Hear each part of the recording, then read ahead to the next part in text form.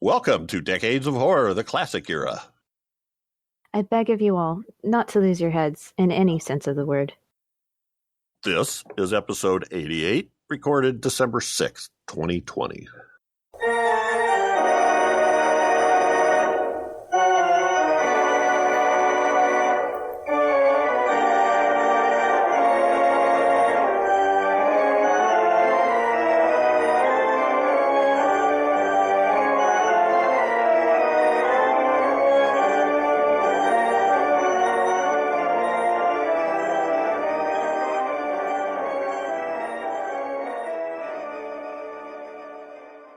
I am your host, Jeff Mohr, and on this podcast, we cover the good, the bad, and maybe even the ugly horror films released since the beginning of time through 1969.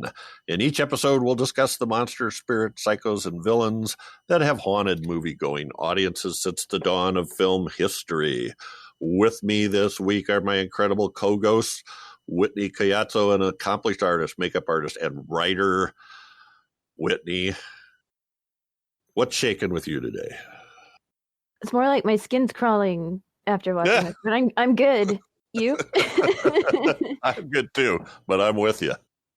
Also with us is Chad Hunt, co-host on Decades of Horror, the 1970s and 1980s, film producer and director with Wreak, Havoc Productions, and a comic book artist and writer. And Chad, what say you? Not much. Well, I'm relieved.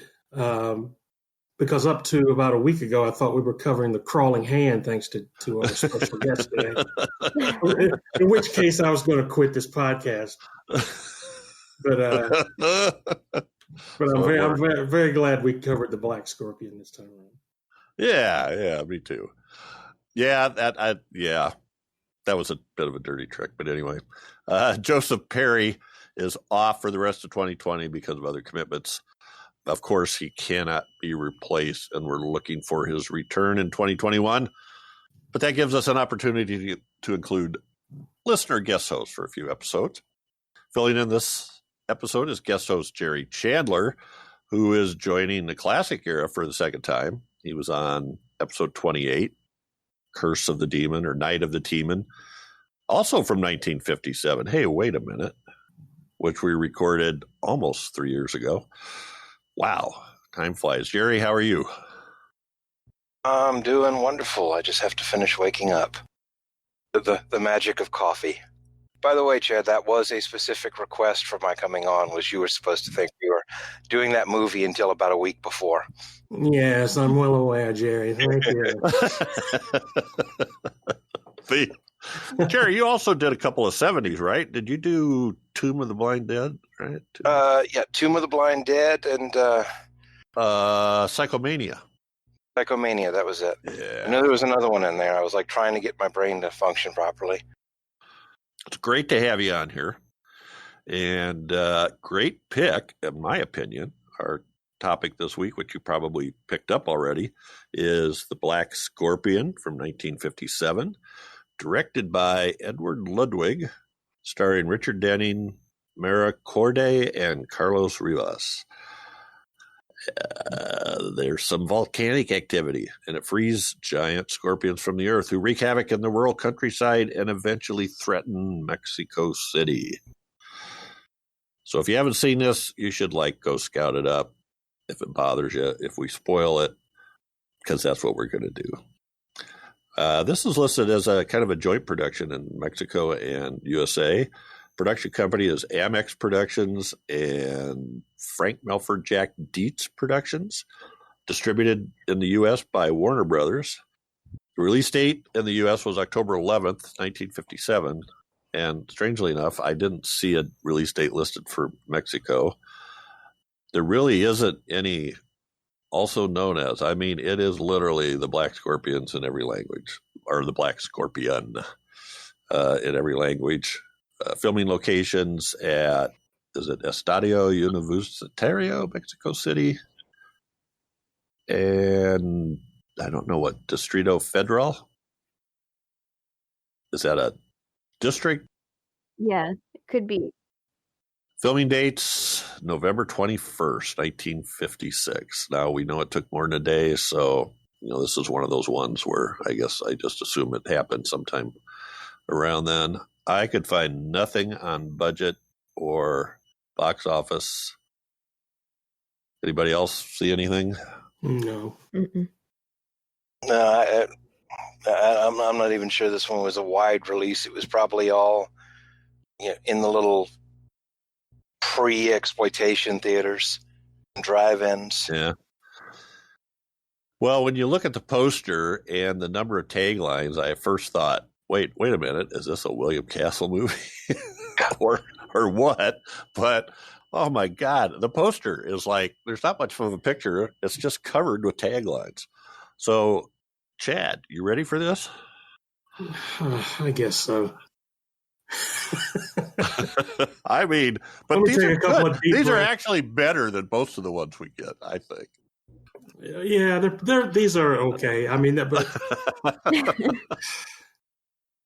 all right. First tagline is, "Don't be ashamed to scream. It helps to relieve the tension," which sounds like a totally different movie than. That's where they got the idea for the Tingler, I think.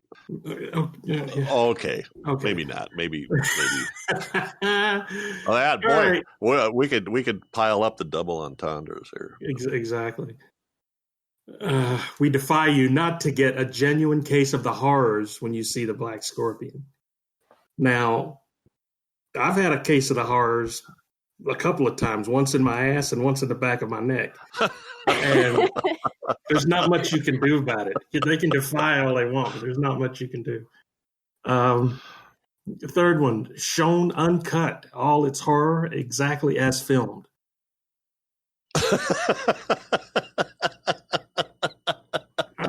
Some of these I don't know why that strikes me so all its horror exactly as filmed. Earthquake releases new monster horrors, which sounds like every newspaper flippy thing they do in science fiction movies with an overdub to tell you about the danger. Out of the volcano they come. Yeah, that's a whole different movie too. Yeah. The management reserves the right to put up the lights anytime the audience becomes too emotionally disturbed. So just sit there like a good robot, or they're going to, and don't be, it's like Night of the Night. What? Oh my God, I'm losing it today. Body snatchers. Everybody, sit there. Yeah. Don't do anything. Don't get mad. Don't cry. Don't be.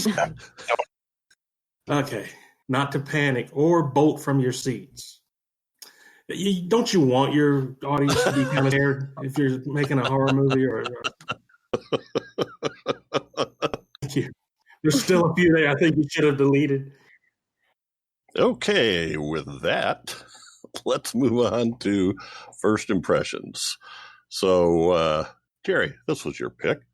So we'll start with you. What were your first impressions? When was the first time you saw this movie? And how does it hold up when you watch it now?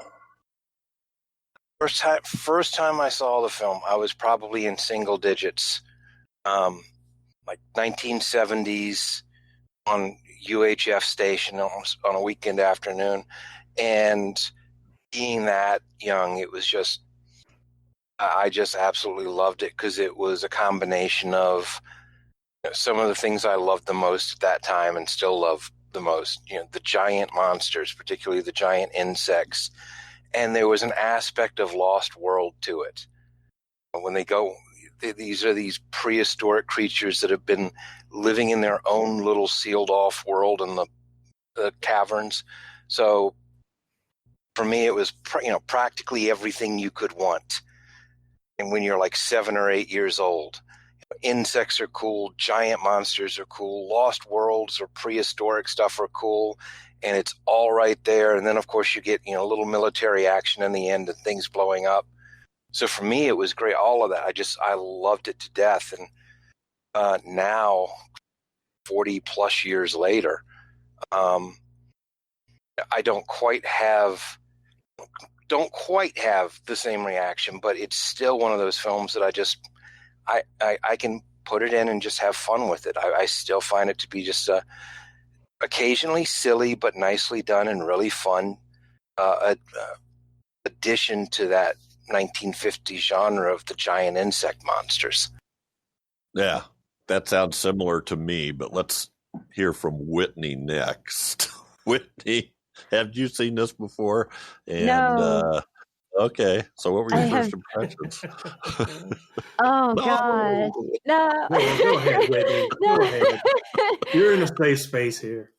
Yes, no, I have not seen this before. And yeah, giant monsters are cool and everything, but I have to confess, I'm not a fan of spiders and I'm not a fan of scorpions. Scorpions, especially for a personal reason, because of cousins and my brother in Mexico playing with them at a young age made me feel uneasy, and it just makes my skin crawl. But this was this was definitely cool, seeing the aesthetic of things making me feel uncomfortable with seeing like big giant monsters and sort of things. But horror is supposed to make you feel uncomfortable, so no matter how old or new or fresh and the film can be, this was definitely something that has made an impression as far as seeing monsters and special effects that just makes my skin crawl, makes me uncomfortable. And yeah, I guess we'll get more into it shortly. So you had a little flashback when they were sliding that scorpion into the jar. Hated it. I hated the little chirping noise it was making as it. Oh God, that too. Squeak, squeak, squeak, squeak, like a little lab mouse or something. Because that's how they sound, right? Yeah, of course. Totally. Well, let's go to Chad. What were your science? When did you first see this, and how did it hold up now? I saw this as a wee lad, and as I was a big fan of King Kong, I love these giant monsters or animal type giant monster movies, and so I saw this a few times on it was either AMC or Turner, one of those channels like that, and that I saw, and they would show it during Halloween, and I loved it. I love the it so reminded me of Kong in a lot of ways, except not as good. And the weird face of the scorpion is just one of those that just sticks with you after you've seen it, and the slobber and the nasty stuff dripping out of its mouth, which all scorpions do. It's just so tiny you can't see it. Science. But it was just a creepy, scary movie, and watching it, I still love it. I still love all the weird. I like it when the main title creature or monster is not the only one in the movie. We had worms here. We had trapdoor spiders and all kinds of weird, annoying children that stow away where they're not supposed to. All kinds of stuff like that. So I love those kind of movies that sort of make their own little world. And like Kong, there was a lot of different other creatures living on Kong's island, and I just think that's the coolest thing. But watching it now, I just thought they should have changed the plot to horn dog scientist harasses a female throughout the whole movie, despite carnage and destruction and death all around it. Thanks for saying that. Yeah, so that's what I get out of it now. Yes. Those smooth 50s pickup lines really hold up, don't they? Yeah, I'm a lot like you guys. They had I talk about this a lot, but I'm gonna bring it up again here. They used to have a daily movie from 4 to 5:30 around here, Monday through Friday, and then they would have theme weeks. So I lived for Science Fiction Week and Horror Week. So we've managed to cover a few of them, and I've had the Black Scorpion in my sights for a long time, but it wasn't obvious where we could find it streaming because I didn't want to make everybody buy the Blu-ray. But when Jerry picked it, I started digging and we found it, and so yeah, this is great for me. I mean, some of the other ones that we've already done, Invasion of the Body Snatchers, Incredible Shrinking Man.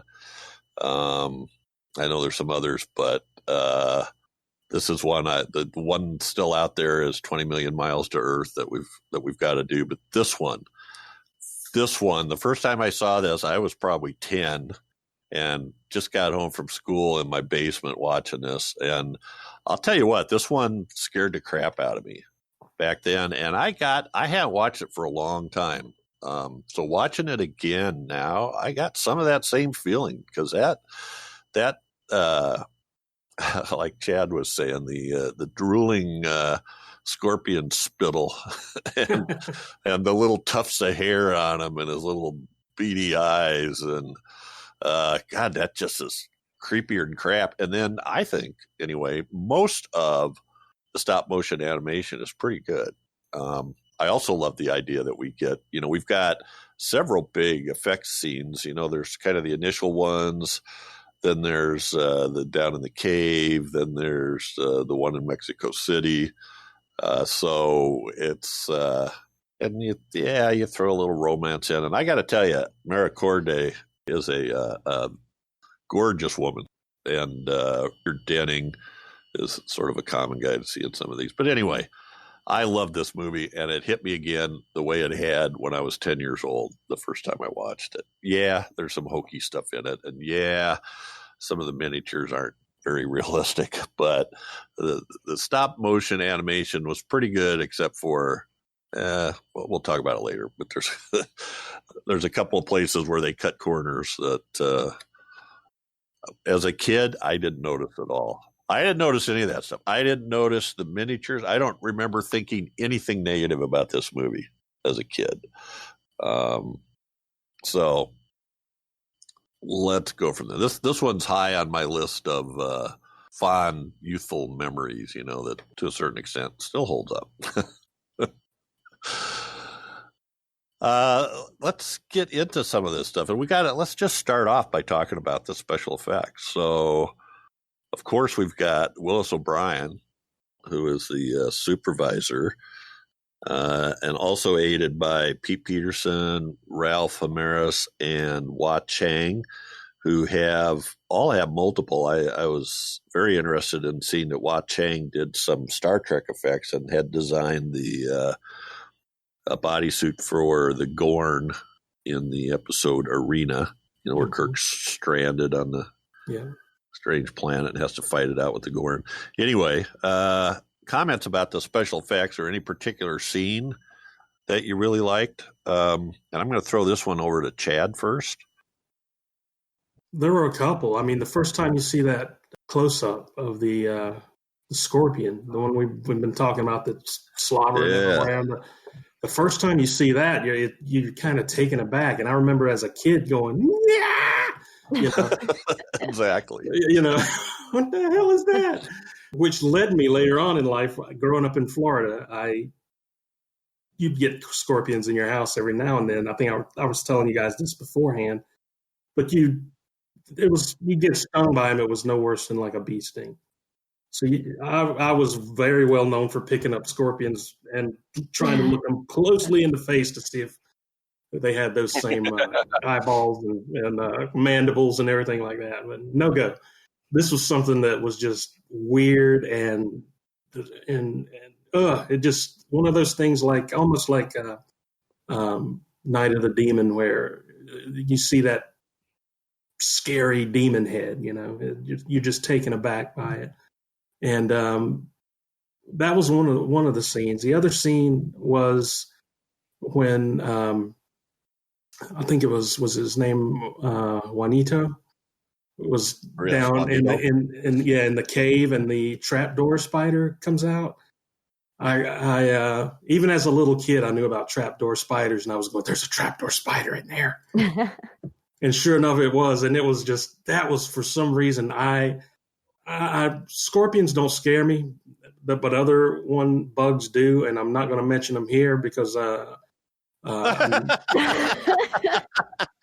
next 5 films that you review? Yeah. The next 5 films we'll review will be about that bug, and Jerry will constantly just scorch me in the Facebook comments. Yeah. So Bill Mulligan will put him on the back of Bill, yes, I know better. I'm a learning machine. But but just there were scenes like that just really stood out to me, and the last scene, the arena, when they're in the arena, and was just amazing too. So amazing special effects. Yeah.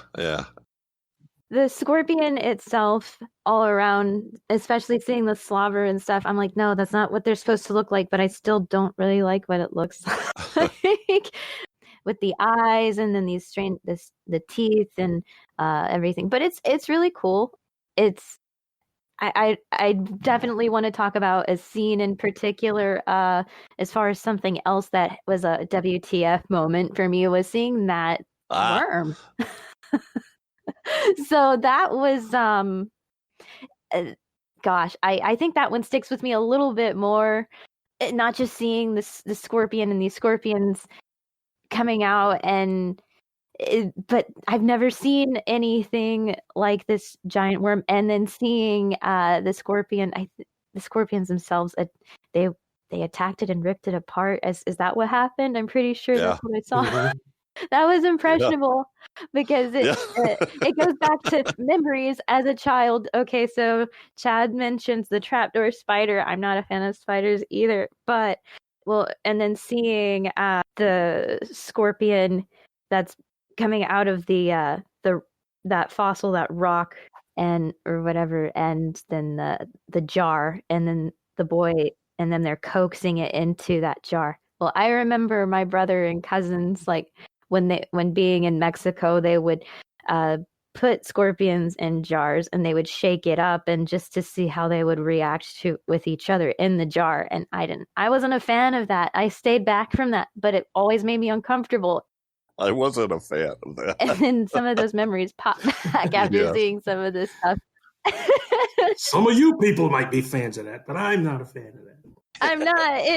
It did not make me feel good at the time, and now I'm like, oh, childhood memories are all coming back now. For me, that's what monsters are supposed to look like. I grew up on stop motion. More often bad stop motion than good stop motion. So CGI is nice and I love it, but monsters to me are supposed to have this herky-jerky kind of unreal motion. So even now I love the way all of that looks. It looks like a monster is supposed to look to me. When I was younger, probably the same as the face of the scorpion just really made an impression on me, because it's not what scorpion faces look like, and that was just so weird looking, so freaky. And as I got older and I got to appreciate the talents more, I probably loved more than anything else in the film. I really loved the battle in the end, because there was a lot of really cool work done with that, even though they kept reusing that one. But I absolutely, as far as like the stop motion effects, my favorite scene in the film as an adult is that lost cavern world, for a lot of the reasons that's already been brought up. The worm, which was apparently something Willis O'Brien still had left over from the original Kong. That was supposed to be one of the things in the spider pit sequence that never got used. The Trapdoor Spider. The fact that, they thought about this, and it wasn't just, the typical thing of, we've got giant scorpions, well, we're just going to do giant scorpions. You have this crazy looking worm. They're living down there with trapdoor spiders. The scorpions themselves, there were different sizes to them. There were a few slightly different looks.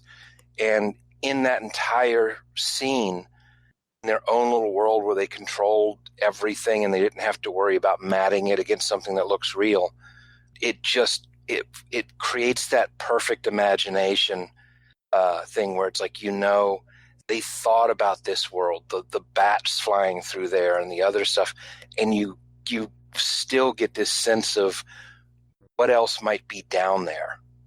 Yeah. Mm-hmm. They had no idea what they were going into, and the stop motion on the cage being lowered down. Yes, it was even amazing. I mean, there was a lot of detail in there and a lot of little movement for such a little problem. And when they hauled out Dr. Ramos, when they hauled him up with the cable, there was a little bit in there too. For God's sake, don't tie it under his arms or anything, make a loop. So just hold on to it. You know? Yeah. Don't look down. Knowing what I know now and having worked with cables, oh my God. His hands must have been raw by the time he got up there. In fact, I seriously question anybody could do that. But anyway, yeah, that's great stuff. And did you notice that? I think the spider might have been from Kong too. I think so. Oh yeah, it's a trapdoor spider, but it's got little claws on its front legs. Yeah, I don't know, and I'm not sure if it was the same the actual models, because I think by that time they would have been pretty much decayed. But yeah, we're 23, 24 years later. Yeah, so but I think they probably used the same designs, maybe, and probably some of the same framework. Mm-hmm. Yeah, the armature. Yeah, I love that too. I love the little thing they went down in, the little what it is. It's almost like a little elevator cab, you know, that they lower him down with, and the way that I just loved all that. I thought the bridge scene was really well done with the telephone lineman. Yeah, that looked really good. The train, I loved the train, except it was obviously a miniature now. Now, I never noticed that stuff when I was a kid, and maybe that's because I was watching low definition, like 20-inch black and white TV. Because none of that stuff hit me as being fake at all when I was a kid. Mm-hmm. But the train was pretty obvious, and so was the truck of the lineman. Yeah. Well, another thing with that lineman attack, I didn't, I don't remember anyway, but usually when a creature would capture somebody or you wouldn't see any blood. This is the only time I can remember, or very rarely remember, blood coming out of somebody's mouth or something like that in one of these movies, and just sort of being, it's sort of a bit more savage than what we're used to in a lot of those movies, that were really meant for kids. But that's very rarely do I remember seeing a lot of blood. And the one guy that was caught in the claw had clearly blood coming out of his mouth. I don't know if you guys noticed that or not. I remember that. But which is another thing that traumatized me as a kid. There's blood. Yeah, even the little miniature people, when the scorpions would have in their claws, usually they're real stiff. There's no motion, but these had arm motion, leg motion, and flailing about like people really would do if they're in the grasp of a giant scorpion. And I just thought that was an amazing, not something I would notice as a kid, but watching it this time, that's sort of just an amazing thing to see that. The detail. Yeah. That impressed me when I was probably in my teens, when I started really paying attention to that, because you start getting a little older and you notice that stuff, and you realize that a lot of the films, and not just the older ones, but even the ones that were more contemporary to that time, to my time period as a teen in the 80s, you would have something that was stop motion, but for something like that, you'd basically have the little doll and almost the puppet hand, the hand puppet thing. So they're just like grabbing, you get the close up and it's like the G.I. Joe figure that's been pre-positioned with its legs straight and its arms holding on to the claw, and you get that lineup and it doesn't move.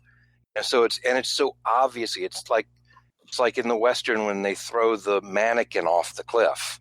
Mm-hmm. A body doesn't move like that, or in this case, a body should be moving. and you just, but you see that, and it's like, okay, he's in his dying moments is still fighting. You think that's what a person should be doing. It adds something to the scene. It makes it look more realistic. I mean, you look at stop motion, and we know stop motion is not realistic, but there's something about stop motion that, even more so than CGI, that we just accept that as real. I mean, and I don't know how to explain that. It's just something. Stop motion is its own little thing, I guess. Where and done so well like this, with such attention to detail, I guess it's more of as fans watching this, it's more of an appreciation for the art form of it. I guess maybe that's what it is. I don't know, but yeah, now it definitely is now. Yeah, yeah. But I think as people, people say, "Oh, stop motion, that looks fake." Well, it might look fake, but if you have that appreciation for what went into making it, you just accept it as realistic. Yeah, yeah. I don't even know if it's accepting as realistic, because I think obviously there's going to be a generational difference, an age difference. The people more often that say it doesn't look real, that I get in conversations with, particularly at work, they're like, my coworkers range regularly from early 20s to a little older than me. Mm-hmm. The more you grow up with the CGI, the more that's what looks real. And but like I said, for me, this is because we didn't have CGI. I was born in 1970. So for the longest time, it was either stop motion or men in suits. And more often than not, it was stop motion.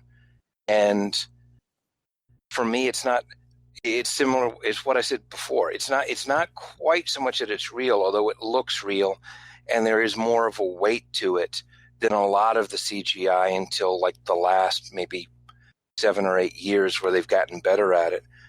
But because I grew up with CGI, the stop motion monsters, when I'm watching monster movies now, and you've got the giant monster, even well done giant monsters like Pacific Rim, there's something about them that doesn't look right, because for me, giant monsters are supposed to have this unnatural motion to their movement.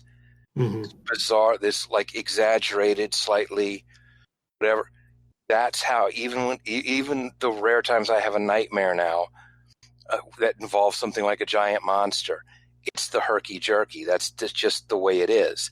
That, to me, is how a monster is supposed to move. And there's different techniques to it. I mean, the Godzilla movies use slow motion to give that weight to that. But with the stop motion, to me, it's maybe realistic is not the right word. But at the same time, I don't feel like it's something that I accept just because I grew up with it either.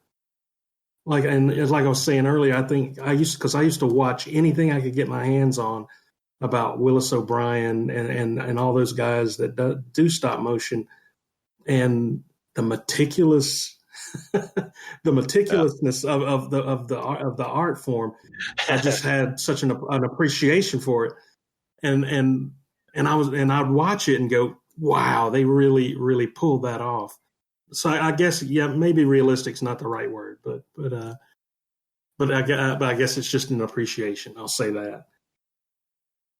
Well, all of that stuff impresses the heck out of me, and I when I think about the actual creating of stop motion animation, it's almost unimaginable to me to take the amount of time and how tedious that would be to make those small movements and take those shots. It's just not something I can even imagine myself even trying to do. And even when I watching, you've done some drawings online, Chad, and Whitney's done some makeup online. When I watch that, I'm like, I don't get it. I just don't get it. When I see you start, I'm just like, what? How is that going to look like that? It just doesn't even, and as it goes on, all of a sudden it just kind of starts to look, it just seems it's unimaginable to me, and I can't imagine myself ever doing something like that. And I hope I'm not making that sound like a negative way. I'm making that, to me, it's like, believe me, I think the same thing when I start drawing something. I go, this is going to look like shit. I think every artist starts out going, what the hell am I doing here? Yeah, sometimes we have our moments and we're like, oh, what is this going to look like towards the end? I don't know. You kind of like, well, sometimes you're like, oh, I guess I'm just going to have to wing it and go with what tools and the whatever comes to mind. And that's kind of what stop motion is a tool. I mean, it's just another tool to tell your story. And even though they can even simulate stop motion now with CGI. But I remember being a kid and loving the look of stop motion and being relieved when I would see where you would see something like It Conquered the World, where this giant carrot comes crawling out of the cave or whatever, as compared to something stop motion that had a lot more range of motion and you could do more emotions with the character, the creature, and everything like that. It was just would be a breath of fresh air to me, or a relief when I would see a movie that had a creature in it and it would turn out to be stop motion. So anyway, that stuff really impresses me, especially when I see them do it. And then, there was some stuff we talked about when we did Equinox. It's not just stop motion. There's probably matte paintings going on here in order to put the actual people in the scene with the creatures. Real people, not just the stop motion people. So there's a whole lot more to this that just amazes me, that never crossed my mind when I was watching this stuff. Just still is phenomenal to me that you can do a matte painting like that and get that lined up perfectly, either with the glass and the camera shot and all that stuff. It just, I don't know, I don't get it, but that's why I'm not an artist. So let's talk about some of the cast here, and the directors and writers actually kind of surprised me. So anybody know anything about Edward Ludwig or the writers David Duncan and Robert Blees? Because I didn't when I got into this, but I was kind of surprised I didn't recognize the names. I've never heard of him before. I thought I hadn't heard of him, but there was a 1940 version of the Swiss Family Robinson that I remember seeing a long, long time ago that he was involved in. He directed that, and signed up. But then I think that's the only one I've ever seen that he's been in. So I haven't heard of him very much besides this movie and that one. I knew the name because my father would watch every Western that ever came on cable. Yeah. And I would see the name pop up, and eventually I made that connection of I'm watching Black Scorpion one time. It's, oh, okay, I've seen that when my dad started a Western and I've left the room. But outside of that, I really couldn't tell you much about his credits. So he did some stuff for Republic in the 40s and early 50s and directed John Wayne several times. The Fighting Seabees was one, Wake of the Red Witch. We're talking about Edward Ludwig now. And here's a John Wayne movie I've never heard of, and there may be a reason why I've never heard of it, called Big Jim McLean. You guys ever heard of that? Yeah, I've heard of that. Yeah. I've heard of that one.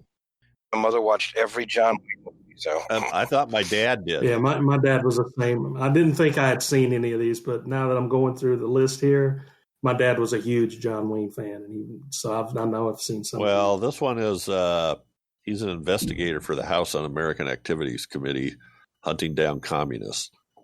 So I don't know. I've never seen this one. I've seen tons of John Wayne movies, but not only have I not seen it, I don't think I've ever even heard of it. But that also starred James Arness. And I got to throw this in. We're going to get this connection in. He directed 15 episodes of The Texan. Rory Calhoun. You sound like you were dumping on westerns there. I love westerns, Jerry. I'm not dumping on them. It was one of those things where, like I said, my mother watched every John Wayne movie. Oh, yeah. Every time it came on, and a lot of those in the 80s on cable, most of those were westerns. My father watched westerns constantly, and it kind of became like, it's like, even if you like a certain food, when somebody tries to feed it to you 3 times a day, every day, for a month, you're kind of like, yeah, I think I'm gonna go out and eat something like. It was on constantly. And I was like, okay, I'm good with my Western intake for the month. Thank you. It's like ramen noodles. You'll eat it. It's there. Well, I'll tell you what. In the late 50s, I wish I knew. I should try to look this up sometime. I would say a very high percentage of television shows were westerns. A very high percentage. A few detective shows, and that, a few comedies. What? The Rifleman, Have Gun Will Travel. Gunsmoke. Guns, yeah, obviously Gunsmoke. A little later, things like Bonanza, blah, blah, blah. Yeah. Westerns were like a major staple of television for a long time. And in fact, the last thing that he directed, at least in IMDb, is an episode of Branded in 1966. Oh, yeah. Chuck Connor's thing that we've talked about. So, yeah, he's out there. He's done a lot of stuff. He's definitely credible. Wake of the Red Witch is a kind of a cool movie, too, with John Wayne. So, now the writers, these are the ones that kind of surprised me. Robert Blees. Mm-hmm. This is going to kill you. He wrote Frogs. Mm-hmm. Dr. Vibes Rises Again, which we just did. Yeah. Whoever Slew Auntie Roo. Yeah. Which is, as Joseph calls them, what does he call them? Old biddy horror movies or something? Yeah, like Shelley Winters, yeah. Old biddy. Old biddy subgenre or something like that. So, yeah, tons of and one of the ones, this is kind of a weird double connection. So I talked about one of the special effects guys having designed the costume for the Gorn. I believe it was Chang. Robert Blees wrote the script for a movie in the 50s called The Screaming Mimi, which is from a novel written by Frederick Brown, and the Gorn is from that arena, that Star Trek episode is loosely based on a Frederick Brown short story called Arena. That's very similar. So I'm sorry. That's my esoteric Frederick Brown double connection there. That's for my buddy Andy, the listener out there that likes Frederick Brown. So he's out there doing stuff that we've heard of. Didn't recognize his name right off the bat as going, oh yeah, the guy that wrote, the Five sequel. And then David Duncan. That one I know. Okay. At least one. Fantastic Voyage. Yep. Also, The Time Machine in 1960. Yeah, we might have to do Fantastic Voyage sometime. I actually went to the theater and saw that. Oh, that must look awesome on a big screen. I actually won you walked in and you got like a bookmark, as I recall, and you scratched it off, and if it was one of so many code words, then you got a free ticket to a movie sometime. And I got one of those, so. All right. The one time I won something. So Fantastic Voyage, episode of The Outer Limits, The Leech Woman. I remember that one. Monster on the Campus, a Jack Arnold flick. The Thing That Couldn't Die, from a story of his. Yeah. The Monster That Challenged the World, the English version of Rodan. Does that mean the one where you cut in all the... Must have just been with the translation of the...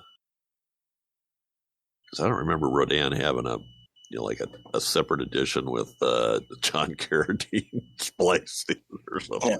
No, I think that just means he wrote the English language script. So yeah, this guy's had a decent career and is fairly well known too. So any comments about the writing? I love the monster story. Yes. So Whitney, you were going to make some comment about the Dr. Scott's hound dog attempts. Oh gosh, I guess for the time, they're trying to get the demographic of everything. They're trying to put a little bit of action, the horror, the science fiction, and then of course, I guess part of it is they want to throw in a little bit of a connection, that spark or relationship or whatever. But I felt like it was a little forced with how he was coming on to Corday's character. But I mean, I guess it was just how, I don't know, it's a little awkward in some ways to see those kinds of relationships pulling together like that with some of the wording. I can't think of some of the lines right now, but especially I guess what is funny is not so much about how or things that are being said between the two that are supposed to have that relationship and connection, but the Ramos, I think it was Ramos, right, when he was saying to him his take and his opinion on the marriage thing, and I forgot the comparison, so I hate that I brought it up. Right. No, but I know what you mean. What did he even say? That was a little awkward. But so it was yeah. It's just there's some things that where you hear a line and then he knows that Ramos knows his interest and he's basically expressing his opinion on that's in his way saying I don't know about that on marriage or whatever.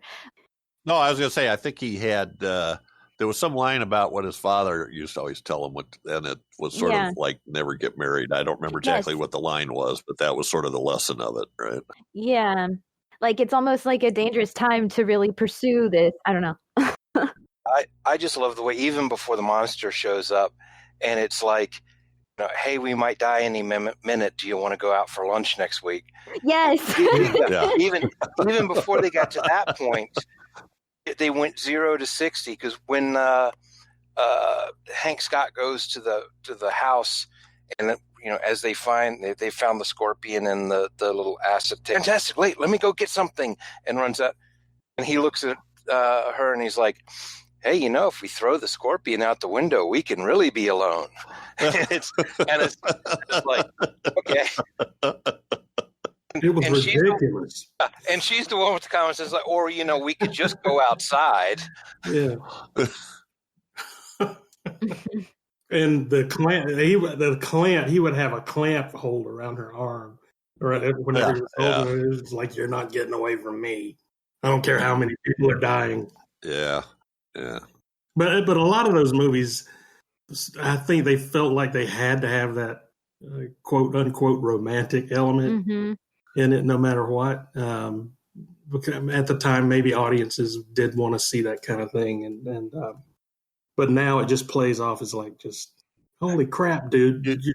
Everybody's dying, cities are being destroyed.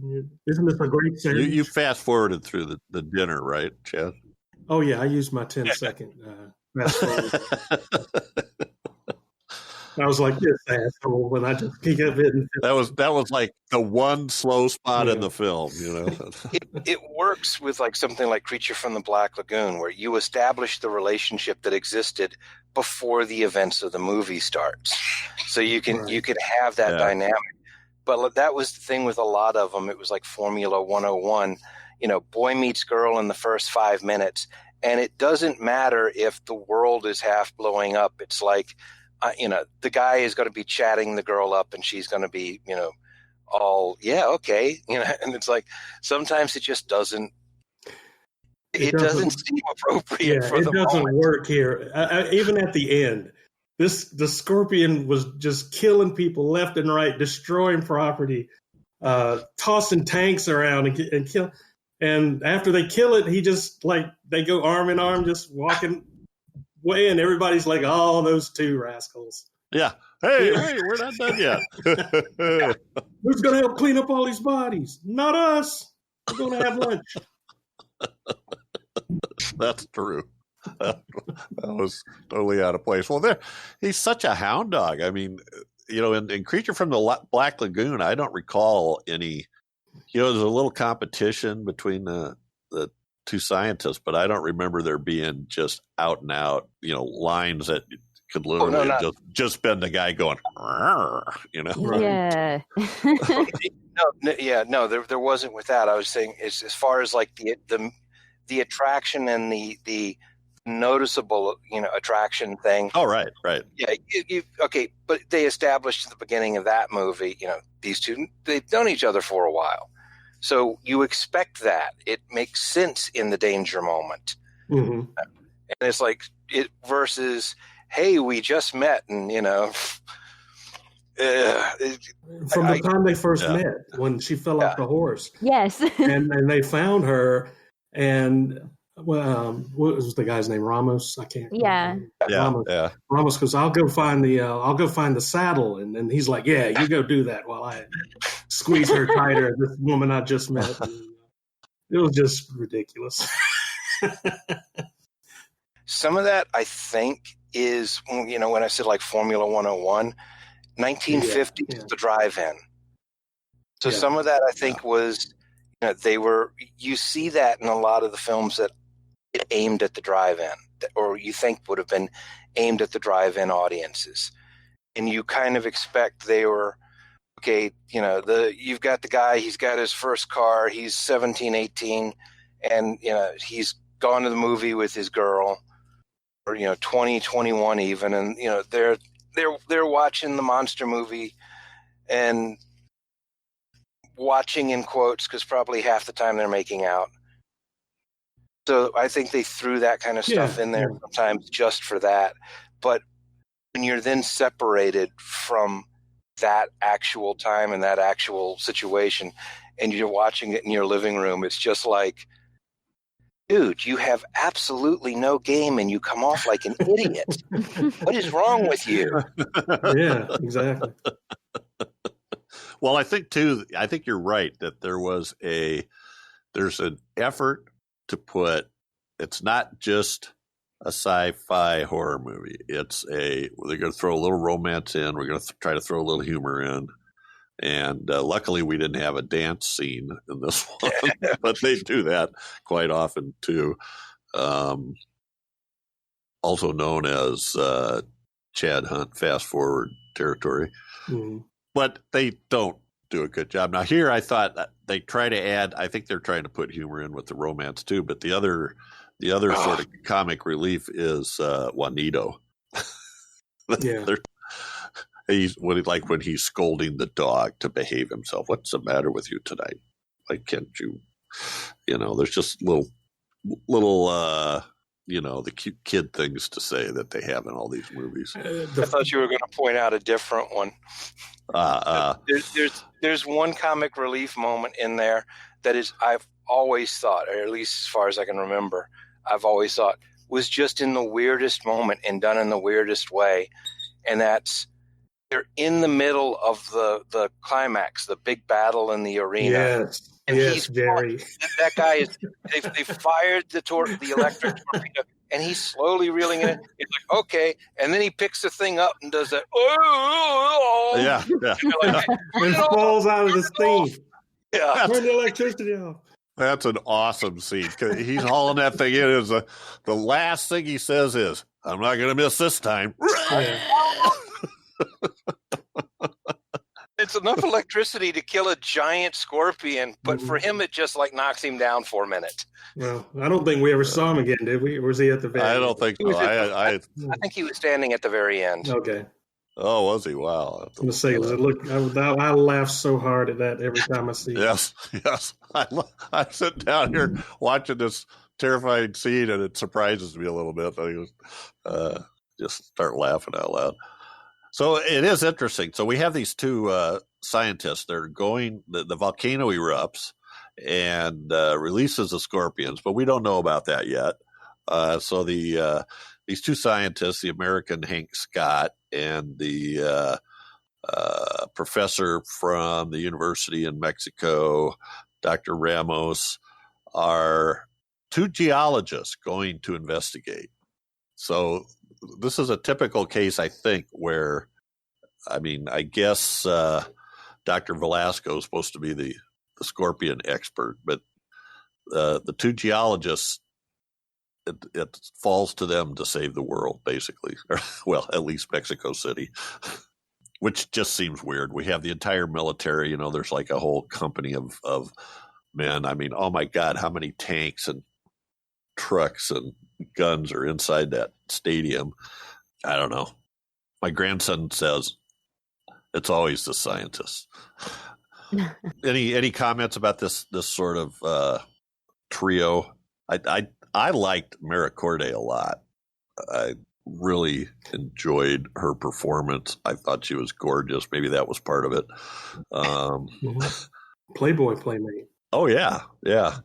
It's brought out too. She was a 1950s cult figure. I don't have any idea what that means, but she was a model actress. She was a Playboy playmate. She's beautiful and very. I thought she played a good character in this one. She played it with a lot of heart, brains, and despite being mauled by this Richard Denning character, showing some dignity and But I thought she did a great job. I really liked her a lot. She didn't play the typical. She's not intimidated by him at all. No, not at all. Yeah. It's almost like she kind of knows what he's doing, but she's kind of let's see how many ways this guy will trip on his own feet before he falls, type thing. But I liked her in this a lot. Very, very. She didn't play the typical damsel in distress type. Oh no, she was. Yeah. If you don't mind me saying, in a way, she was she was sort of a badass because she made it known she wanted to be involved and she wanted to see things through. And yeah, I guess from what I have read a little bit, because of the type of films that she has been in, I vaguely remember Tarantula. Yeah. And I'm not, again, I don't like spiders and such and tarantulas and things, but that was kind of cool to know that she has that familiar background of being involved in films that have that gigantic monster, and she's worked with other people involved in big names too, like Clint Eastwood. I think he was the jet fighter in that. Yeah, but Leonard Maltin. I was reading. Leonard Maltin said that Corday had more acting ability than she was permitted to exhibit, and you can tell that, and that's a shame. Yeah, because she, Yeah, I was actually going to say I didn't know the quote, but I was actually going to say something similar because I remembered her from Tarantula, and doing a quick look up on her last night, I also saw she was in Giant Claw, and I was like, oh yeah, that's right.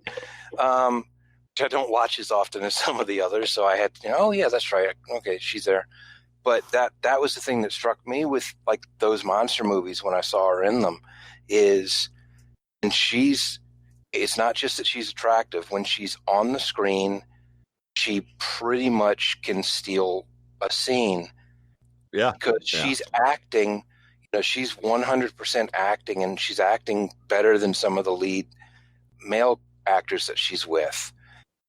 And you can see it in little things that she does, not just the reciting the lines and all, but she does a lot of like just odd little things here and there that work, and it makes her character more believable. And you get this feeling that she was far more skilled and gifted in her craft than she was ever allowed to show. That if she had been given one of those like great leading lady roles that Hollywood, loved to give to its A-list figures, that she probably would have outshone half of the people that would normally get those types of roles.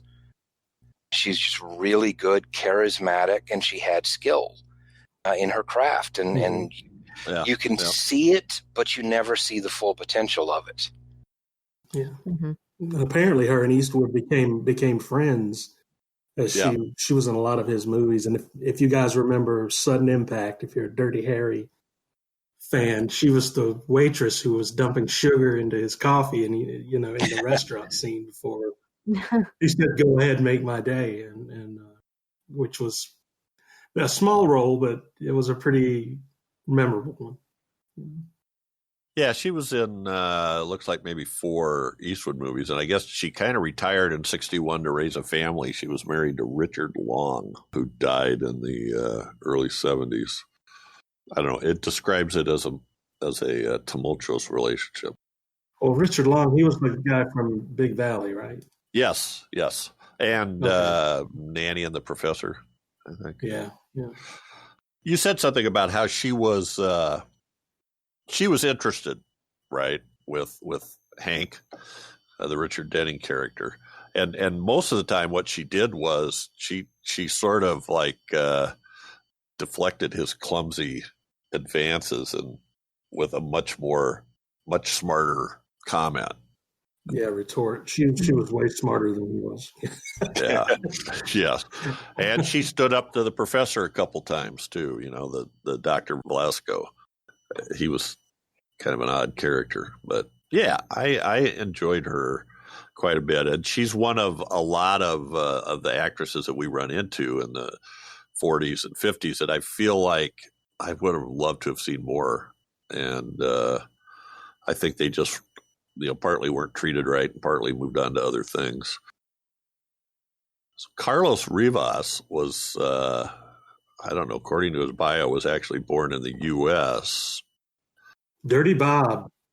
Yes, in True Grit, absolutely. Yeah. But he was also in The King of I, which we just had.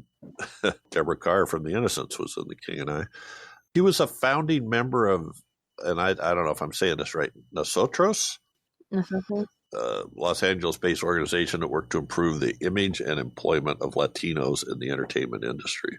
It means we, like plural being everyone. So I don't know. That's so I guess that would make sense that it would be for a Latino community and having that kind of base, though. So that's cool. I didn't know that. Yeah, and he ends up being sort of the secondary sidekick to Richard Denning's lead. Who was also smarter than Richard Denning. Yes. Yeah. I think we can say that about a lot of people, right? That was an interesting dynamic with this film is usually with a lot of these films, you have the scientist character that's cast by the obvious blonde or blondish, blue-eyed, all-American male leading character. And he's portrayed as the smartest or the most capable. And so he's the one, doing the important things. And I noticed that with this one, it's like, but okay, run around and it's like, Carlos is there and he's holding the gun at the ready, and Richard Denning is loading it, and you're thinking Carlos is going to shoot, and it's like, okay, now get out of the way, let me shoot, and they switch places, and it's just, and you're kind of like, okay, so there, he's supposed to be the hero, but there's several people on the screen more qualified to be the hero. It's kind of sometimes it is a really weird on-screen. I don't know. I don't know if you can go that far, because my thing with Big Trouble in China, and this is a whole other debate. I've always thought people got Jack Burton wrong, because Jack Burton is not the hero; he's the sidekick, and just doesn't know it. But he always thought he was the hero. Yeah. With him, it's like you get the idea from the film. He's supposed to be the hero, and it's just there are more qualified heroes in this. Yes. I want to talk about some of the Mexican actors in this too. So Mario Navarro Juanito plays little Juanito. I don't know, the kid that pays no attention to any adult and does whatever he wants. He's a stowaway. Yeah. He got involved. What are you doing there? I am a stowaway. Oh my gosh. Just like any little boy wanting to know what's going on, and he's like, my grandmother can take care of herself. Yes. And also a master of hiding away and nobody seeing him. How did they not see him in that little cage? Yeah. He was pretending to be a canister of poison gas, I guess. If I stand perfectly yeah. still, you won't be able to see me. Well, he doesn't have a really huge career, but he was in Geronimo in 1962 and The Magnificent Seven.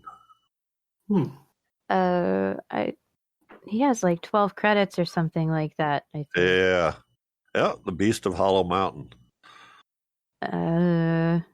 Yeah. So, cute kid. And he really was. I think he says he's 7.5, which is half a man. But Yes, that was cute. I mean, I will admit the writing was kind of cute for him, and it suited him because he was trying to be all macho and like he's being told he should be there with his grandmother, and like I said, he is like, oh, she can take care of herself. I did want to bring her up. I believe it's Fanny Schiller. It's Florentina, I think it's his grandmother. Yeah. Now, this is a person. She's got 220 credits and was active in actors' unions in Mexico. Somebody that, had an effect, I think, and was well known. It seems so. As being a character actor. And it's somebody that, I don't know. I just like noticing people like this. Hope I'm not going too deep into this, but I love that. And another guy I really liked is he's listed here, I think, as Jose de la Cruz. The actor's name is Pascual Garcia Peña. He was the doctor that was going to drink the tequila for coffee break. That guy was great. Yeah, he was. It's such a dry delivery, too. Think you Americans call that coffee break? Oh, yeah, okay. Yeah. He just looked, his hair alone was screamed comic relief. Mm-hmm. And he's got 146 credits, almost all Spanish titles, which is fine. What that makes me think of is this huge sort of gold mine of movies that probably never be able to see, but look interesting to me. Apparently, there was a whole sequence of Pancho Villa movies in Mexico. Mm-hmm. He was in a bunch of those. The Treasure of Pancho Villa, the El Secreto de Pancho Villa, La Cabeza de Pancho Villa. It seems like he's best known for Rayando el Sol, which I have a vague memory of, but that's a very popular drama romance. Oh, okay. Well, and he did some writing too, right? So lots of credits as an actor.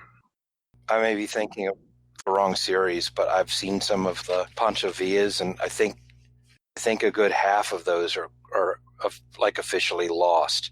If you find them, they look like the bad VHS print. Yeah. If you can find them at all, except for like a handful of them. From what I've seen of them, those were good movies. Any other actors or that anybody wants to bring up or comments you want to make? As far as like their other roles in their backgrounds, no. But I thought everybody put in. It was for a movie that had obviously as low a budget as it did. Right. Most of the supporting and the extra cast, everybody seemed to be putting in well over 100%. Every character in this movie, when they're on screen, they're memorable. They really stick out. Their characters pop, and they're memorable. They have their moments, and you when you're sitting around talking with friends about the movie, or you're telling somebody about the movie who's never seen it, but you remember all of these little characters, and you remember all their little moments because everybody did such a good job with it. I think it's one of the things that makes, despite some of the obvious shortcomings that the film might otherwise have had, a lot of those actors really gave so much that it overcomes any of the little shortcomings that might have been there from the budget or the writing or the directing. It really works. I agree. It what could have been just another forgettable B movie was really elevated by a lot of the acting in it and a lot of the effects work. Yeah. I did leave one person out. They make a point of mentioning this in some of the background. The voice actor, Bob Johnson, is like, it does everything from narration at the beginning to police dispatcher to radio announcer throughout the movie. And apparently the thing that I would remember him from as the voice on the tapes in the Mission Impossible TV series. Good morning, Mr. Phelps. Oh, wow. Your mission if you choose to accept it. But also it says all the Quinn Martin television series of the 60s and 70s, which wouldn't surprise me. Yeah, his voice was heard on so many different things that became like staples of late 70s, early 80s cable. So that if somebody was watching something in the room, you heard that voice. It's such a distinctive, recognizable voice that sometimes it will still throw me out of the movie for the first second when you hear him in the movie. I don't know why, but it's just because immediately I start thinking of all those other things, and particularly Mission Impossible, which I love. But if there was, my father came very close to making me never want to see it again, because my father would binge Mission Impossible whenever 3-4 different cable channels. So yeah, if he knew it was on 3 or 4 different channels during the day, it would be like skipping from one to the other, like the early version of binging. And so I heard that voice so much, and it will still, even now, rewatching the movie the other week, it's like you hear him on the police radio, and it's just for that half second, I'm like, okay, get back into the movie. Yeah, that was a show I always watched. I'm wondering, I don't think he got credited. I thought that Sergeant Vega, that policeman that was, all we see him is dead in the corner, he looked familiar to me. He looked like somebody I'd seen playing a lot of parts like that. So yeah, one of the things I never noticed or really bothered me, I guess, was that in parts of the movie, the scorpions are just totally black silhouettes.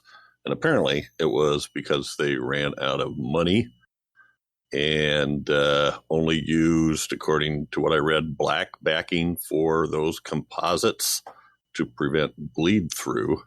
That was all that had been accomplished when the money ran out. So you get these night scenes where you just see these black silhouettes of scorpions.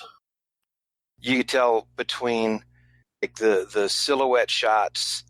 It showed the picture. Here's the picture. The creature is approaching the city, and when they show the picture, it would have been easy to have just taken a picture of the model miniature and done something, but they basically did like the black silhouette drawing on that. And then something you had touched on and said you were going to save for later, the repeat usage of the scorpion kill. Right. You get scorpion kill inside the caverns, that first one, where they learn, the soft spot under the neck. And then during the train scene when they're fighting, you're not in the caverns. And same as what you kind of referenced. As a kid, I never noticed it. As an adult, you suddenly realize every time he kills the giant one, the alpha, kills a smaller scorpion, it's the exact same scene over and over again. And when you look in the background, you realize it's the cavern scene over and over again. Right. Did you notice, and I had to look a second time, but that when the cage is going down in the cave, there's like a little stop motion bat that flies across the screen? Yeah, I saw that. Yeah, I never noticed it until I read it somewhere a few years ago in a little trivia thing. And then I started looking for it, and I was like, damn, that's impressive. That's attention to detail. Yes. I don't know. Most people that I've talked to seem to prefer them, but I like this. This is, to me, is far scarier anyway. This has a lot bigger memory in my childhood than them. I like them. I like both of them for different things. Them is more of the science fiction adventure with a little bit of the mystery element, and the wonderful, colorful characters that you kind of meet along the way, kind of like the crazy pilot who's having his "I'm going to get the medal" moment. So that's a different sort of. Them never struck me truly as like a real horror movie. Right. This is a horror movie, and it's meant to be a horror movie. So Them has a far better probably production quality and everything else about it, but Black Scorpion is the better horror movie. So if I'm in the horror movie mood, it's like Black Scorpion or Tarantula. If I'm in a giant insect mood and it's like I kind of want more of the science fiction adventure, then Them. I don't think you can really. Everybody does that with like a lot of the giant insect movies, and it's like, it's kind of apples and oranges, right? Yeah, they're like, they're all giant insect movies, so let's make a list of the top 10. It's like, no, these are two different creatures in two different types of movies. So, Them is probably put together better, but as a horror movie, I would say Black Scorpion is the better horror movie. And I prefer Them mainly because I've seen it more than I have the Black Scorpion, and it's just, and I think I saw it before I saw the Black Scorpion, so that might have something to do with it too. Yeah. But Them is, and you're right, they are two different types of movies, where, like you said, Them is more the science fiction-y type thing, where Black Scorpion is more like a Godzilla movie. You've got a giant beast who's escaped from somewhere and is just wrecking the city and killing people, which is more of a horror lean than Them. But yeah, I can see where a lot of people, myself included, prefer Them if you're talking about giant bug movies or giant. But for me, that's why I like it better, just for the fact that I've probably seen it more, and it was the first one, or I saw it before I saw Black Scorpion. Well, either way, who knew that giant ants and giant scorpions sounded exactly the same? Yeah. Except for the roar. Yeah, they make the same roar, yeah. Have you seen Them, Whitney? I haven't. Okay. Yeah. Now I have. Giant ants. Giant ants. You have to go see Them, like now, as soon as we're done. Not that you have anything else to do, but yes. In quarantine, there's so many movies. Yes, that's true. That's true. Jerry, this was your pick. So anything that you haven't talked about that you would like to mention or bring up? I think I hit all my high points. So I guess like my final thoughts on it would just be kind of a summation of just this movie for some reason is well known but not well known at the same time. There's a lot of people, if they know it, they love it. There's a ton of people that for whatever reason they've never seen it, never heard of it. I bring up Black Scorpion and people think of like the cheesy superhero TV show. Yeah. If you've never heard of it or you've never seen it, it's worth tracking down. It was a wonderful inclusion in the 1950s giant insect films. It's a nice little horror. It's filled with memorable characters that are well acted, if not well fleshed out. It's got all of the proper and memorable moments that should be there to like kind of key in and keep you watching the movie and to make you think about it later. All of that is there, and it's well done. So it's just, this is a movie that if you haven't seen it, you should make a point of seeing it. Yeah. Whitney, any final thoughts? Yeah, so I don't really know what else to say other than if you're into these kinds of films, big monsters and insects and the science fiction behind all these chaotic creatures coming to life, then I'd say you could check it out. And if you want to feel uncomfortable and you don't even like these kinds of creatures, at least give it a try, because I mean it's challenging to sit through things that should make you feel uncomfortable in horror. And I did it. If I can do it, you can too. I'm with you there. That should have been a tagline. I can do it. You can do it. I love this movie. I've always loved this movie. Anybody that hasn't seen it and you're a fan of like King Kong and Willis O'Brien and stop motion, it's definitely, for the budget that they had, they really accomplished something special, I think.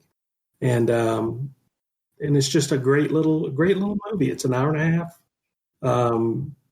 There's some really, really effective scenes in it. Some really scary scenes in it. I mean, in particular, I think Jeff, you brought up the bridge scene when that scorpion is under the bridge and it's like all you see is the claw underneath the bridge, and finally it decides to come out and just go after those guys. That was a scary moment.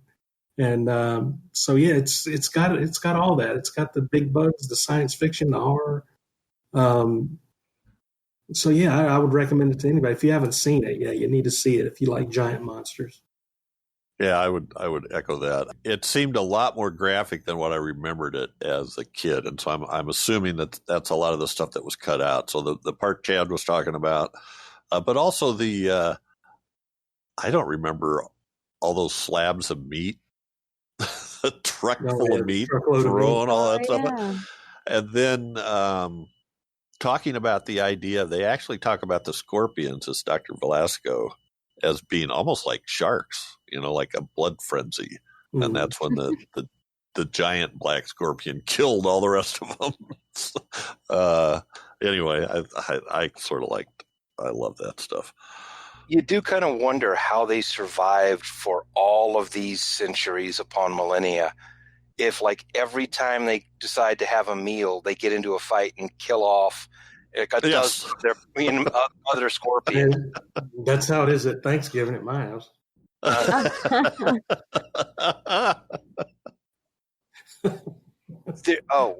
There was one thing in the movie that is like a weird side note that changes perspective as you watch it.